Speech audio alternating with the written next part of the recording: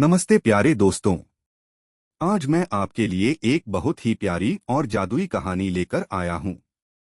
कहानी का नाम है जादुई फूल और अर्णव की यात्रा। एक समय की बात है, एक हरे भरे जंगल में अर्णव नाम का एक छोटा, प्यारा और जिज्ञासु लड़का रहता था। अर्णव को जंगल बहुत पसंद था, क्योंकि वहाँ रंग बिरंगे फूल खिलते थे, पक्षी चहचहाते थे और तितलियां मंडराती थीं। इस सब का रहस्य एक जादुई फूल में छिपा था, जिसका नाम था खुशबू रानी। खुशबू रानी जंगल के ठीक बीच में एक छोटी सी पहाड़ी पर उगता था और अपनी जादुई चमक से पूरे जंगल को जीवंत रखता था। अर्णव का सबसे अच्छा दोस्त था एक नटखट गिलहरी, जिसका नाम था मिस्टी।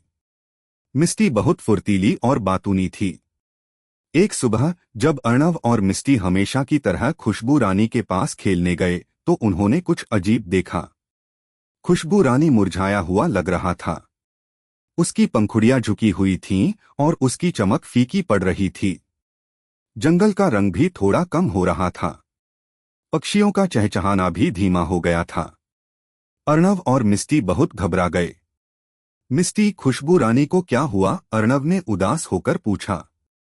मुझे नहीं पता अर्णव, यह तो कभी ऐसा नहीं दिखता था, मिस्टी ने चिंता से अपनी छोटी नाक सिकोड़ते हुए कहा।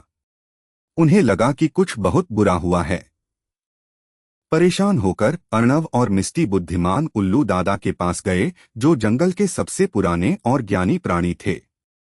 उल्लू दादा एक ऊंचे पेड़ पर रहते थे और हर मुश्किल का हल जानते थे। उल्लू दादा, खुशबू रानी बीमार है, अर्णव ने हांफते हुए कहा। उल्लू दादा ने अपनी बड़ी बड़ी आंखें खोलीं और ध्यान से सुना। मुझे पता था कि एक दिन ऐसा होगा, उल्लू दादा ने धीरे से कहा। खुशबू रानी को अपनी जादुई बूंद की जरूरत होती है, जो उसे हर पूर्णिमा पर मिलती है। लगता है किसी शरारती हवा ने उसकी बूंद चुरा ली है।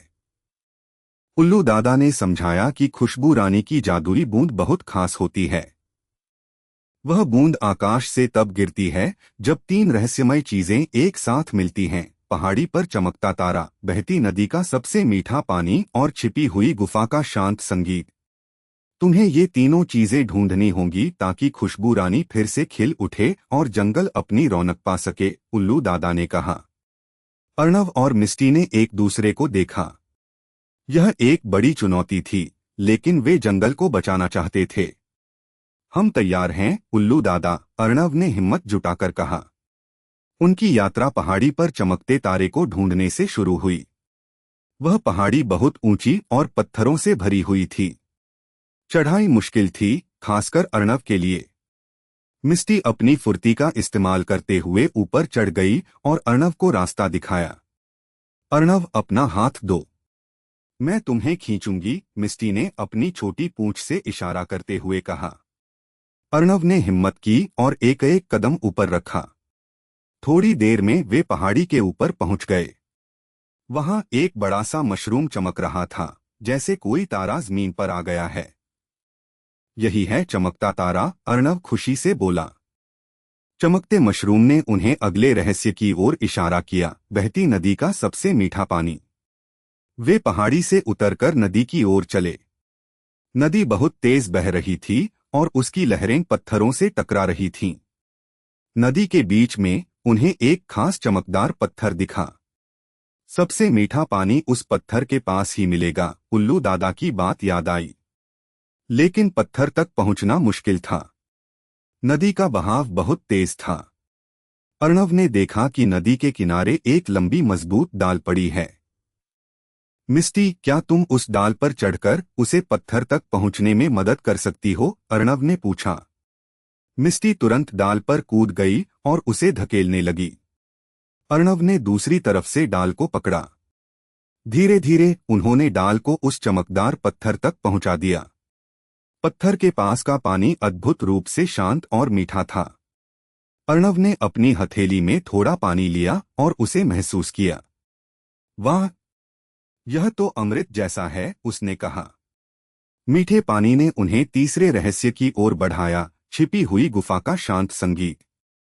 नदी के किनारे चलते चलते उन्हें एक झाड़ियों से ढका हुआ प्रवेश द्वार मिला। यह एक गुफा थी। अंदर घना अंधेरा था और अर्णव को थोड़ा डर लगा।